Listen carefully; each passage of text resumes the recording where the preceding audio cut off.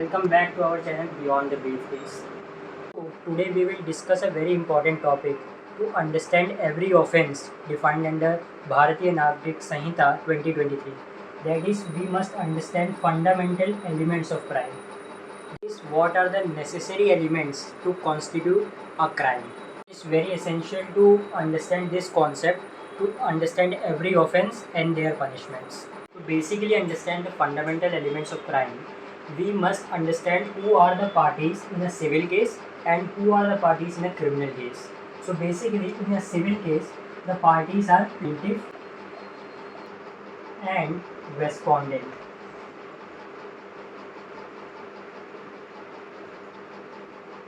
While in a criminal case, the parties are different.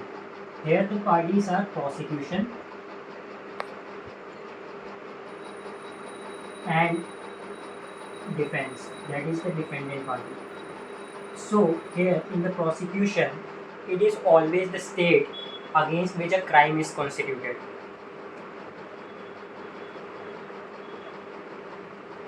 Because a crime is considered a wrong against the society, that is why state is always made a party in a criminal case. So it is important to understand that in a criminal case, the burden of proof is always on the state, that is the prosecution. While in a civil case, the burden of proof is on the plaintiff to prove his claim. Basically, in a criminal case, there are two types of crime. First is adversarial, that follows the principles of innocent until proven guilty.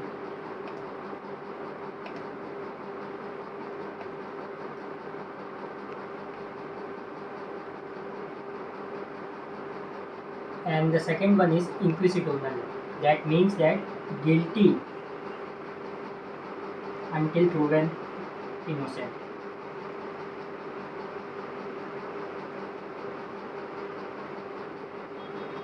So in India, we follow the adversarial system, that is innocent until proven guilty. That is, the offense must be proven beyond reasonable doubt. First fundamental element of crime is the person. Previously, it was defined under Section 11 of IPC.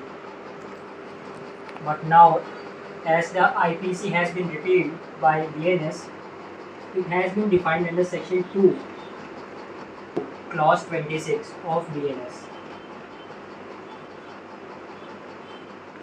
So, to understand what is defined as a person under BNS, there is a simple technique, and that is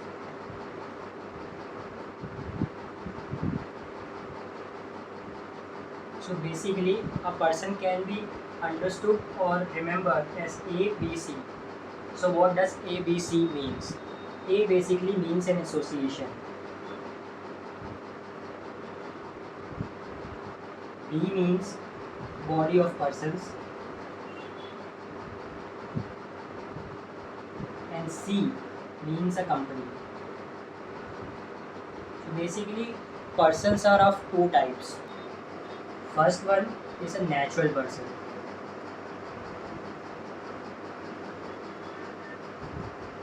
All the human beings can be considered as a natural person. While the second one is artificial person. All the companies, idols, that can be considered as artificial persons when they are registered as per the law. So in the case of Jabbar versus State 1966, the Supreme Court has laid down that a person also includes an unborn child.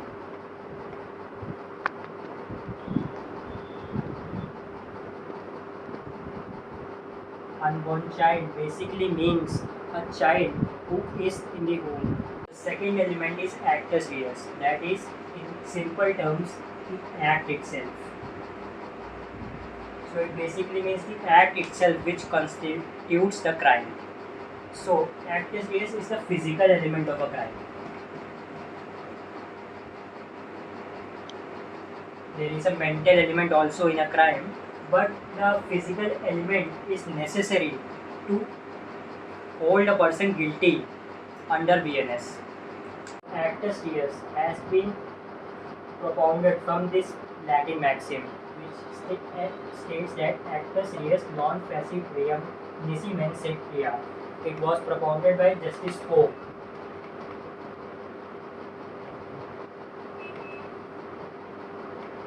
So it basically states that act itself does not make anyone guilty until it is done with a criminal intention. So the main important element of a crime is not the act itself, but it should be accompanied with the intention, and that the intention must be a bona fide intention.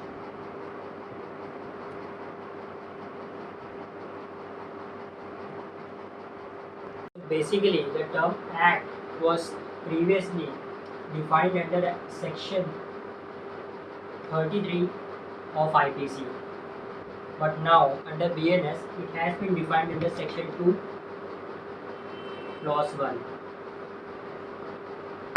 So act basically means these three things, but the term omission is now defined under a different section, and that is section 2 clause 25.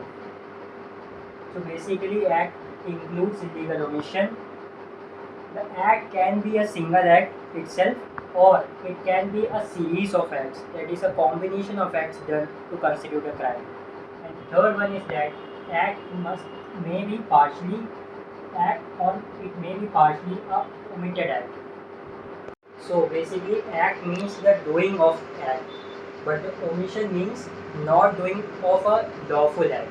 Basically it literally means that the act means doing of something, but the omission means not doing of something. Act or the actus reus, it depends on the consequence of the act, that what the act has caused, and it should be forbidden by law to constitute a person guilty under any offense. These two elements, that is what is the consequence of such an act, and secondly it must be forbidden by law, and that law must be statutory law, or it can be any other law that is applied in the country. So you must have understood what does actus reus means, but in simple terms act is an act. So in simple terms act basically means something done voluntarily by a person.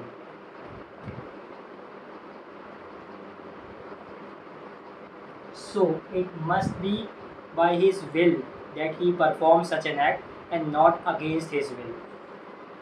Further, this word also includes writing and speaking. In short, it can be said that any external manifestation can be regarded under the term act. So the term act in this code, it is not confined to its ordinary meaning of positive conduct, but it also includes a negative aspect, that is the illegal omission also. In the case of Om Prakash versus State of Punjab, the Supreme Court has laid down that the word act does not mean only any particular, specific or instantaneous act of a person, but denotes as well a series of acts. In this video, we have understood two elements of crime, that is first one person, and the second one, that is actus reus, or in simple terms the act itself. So the other two elements, that is mens rea and injury, will be covered under part 2. So I hope you have understood this part and would be excited to watch the part 2 of this concept. Thank you for watching the video. I hope you have liked it.